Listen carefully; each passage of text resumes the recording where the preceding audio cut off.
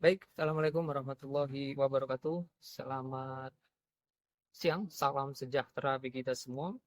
Ya, pada hari ini, ya, pertemuan pertama kita sudah membahas mengenai dasar-dasar arsitektur informasi. Yang kedua, pertemuan kedua kita membahas mengenai usability web. Dan yang pada pertemuan ketiga ini kita akan belajar bersama, berdiskusi bersama mengenai pengalaman pengguna atau bisa dikatakan user experience. Ya, capaian pembelajaran tentu pastinya mahasiswa ya akan mampu memahami ya pengalaman pengguna, ya bagaimana si pengguna website tersebut mempunyai experience tertentu, apakah dia senang kembali dengan website tersebut ataukah dia tidak akan mengunjungi.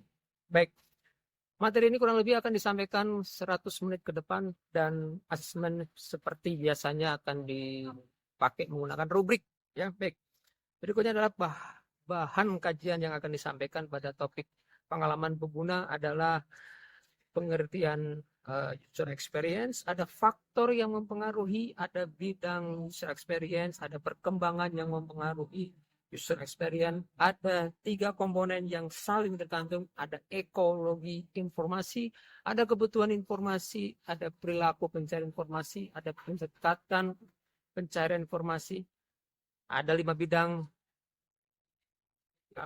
bidang pengalaman pengguna, ada kerangka web, ada tata letak dasar situs web, ada desain situs web, aplikasi berorientasi pengguna. Baik, jadi materi ini kurang lebih membahas mengenai bagaimana sih struktur website yang baik itu, ya. Dari ada header, ada footer, ada sidebar kanan, ada sidebar kiri. Baik, saya harap Anda semua bisa memperhatikan materi yang akan sampaikan ya selama kurang lebih 100 menit ke depan. Sekian dan terima kasih. Assalamualaikum warahmatullahi wabarakatuh.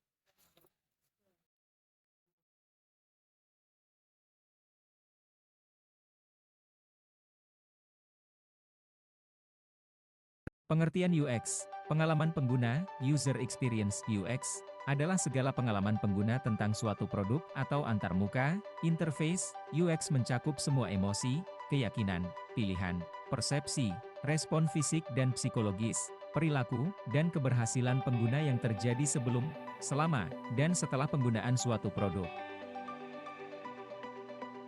ISO 9241 Break 210 mendefinisikan pengalaman pengguna sebagai persepsi dan respons seseorang yang dihasilkan dari penggunaan atau penggunaan terantisipasi sebuah produk, sistem atau jasa.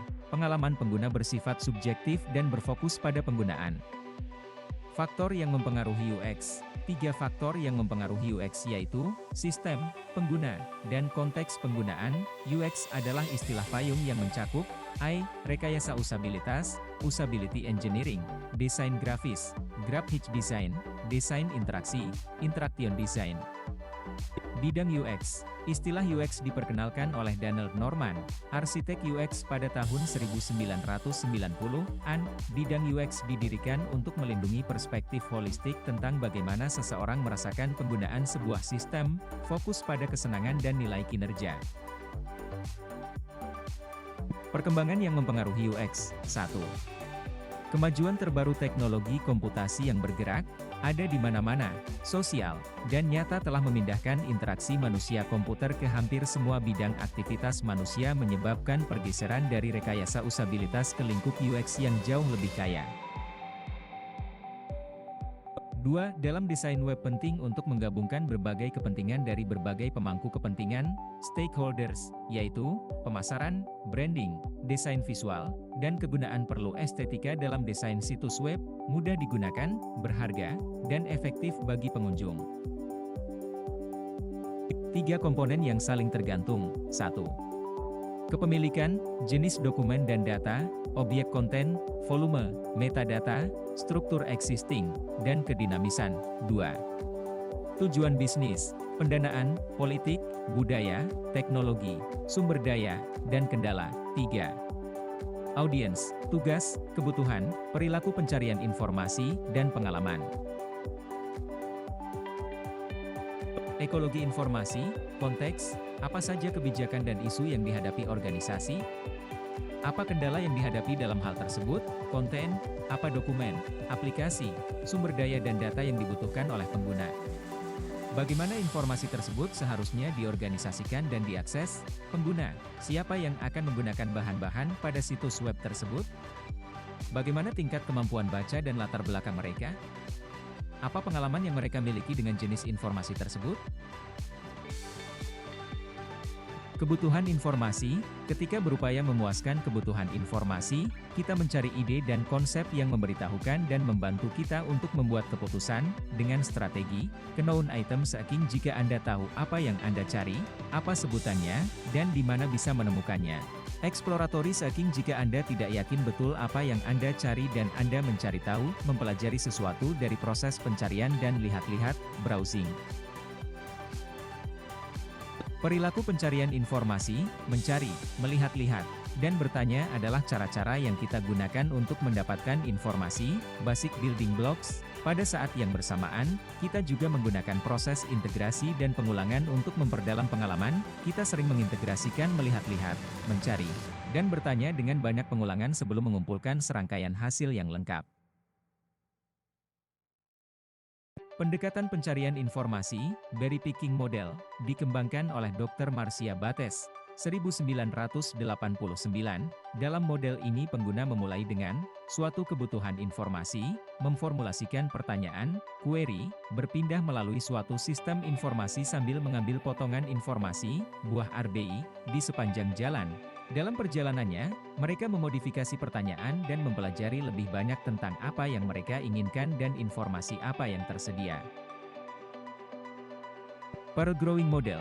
Dalam model ini, pengguna mulai dengan satu atau beberapa dokumen yang benar-benar tepat, mutiara, dan kemudian mencari yang lainnya yang serupa, menggunakan perangkat penelusuran untuk mendapatkan dokumen yang serupa. Mahasiswa sering menggunakan cara ini dalam proses pembuatan karya tulis.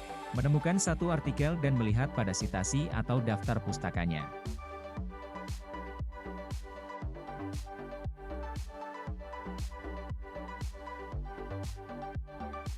Lima bidang UX, permukaan, halaman-halaman web terbuat dari images dan teks. 4. Kerangka, penempatan tombol, tab, citra, dan blok teks. 3. Struktur, struktur abstrak situs. 2. Cakupan, fitur-fitur dan fungsionalitas. 1. Strategi, apa yang ingin dicapai oleh pemilik dan pengguna situs. Bidang memiliki nuansa, tergantung apakah situs web didesain berorientasi tugas atau berorientasi informasi.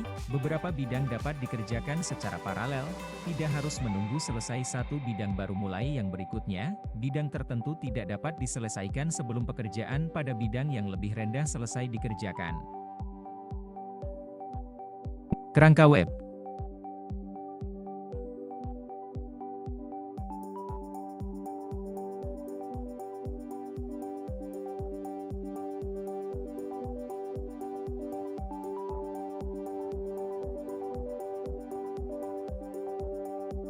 Tata letak dasar situs web.